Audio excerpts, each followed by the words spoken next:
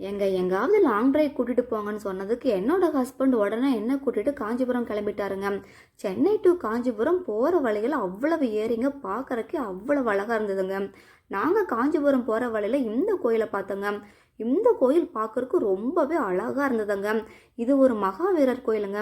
So இந்த கோயிலை ஒரு விசிட் அடிச்சிடலான்னு சொல்லிட்டு கோயிலை போய் பார்த்தோங்க. கோயிலோட கட்டடக்கலை பார்க்கறக்கு அவ்வளோ அழகாக வித்தியாசமாக இருந்ததுங்க. கோயிலை பார்த்துட்டு ஃபைனலாக காஞ்சிபுரம் ரீச் ஆகிட்டு சங்கரர் மடத்தையும் பார்த்தோங்க. சரி, காஞ்சி காமாட்சி அம்மன் கோயிலுக்கு போகிறதுக்கு முன்னாடி சாப்பிடலான்னு சொல்லிட்டு ஒரு ஹோட்டலில் போய் வெஜ் மீல்ஸ் சாப்பிட்டுட்டு கோயிலுக்கு கிளம்பி போனாங்க.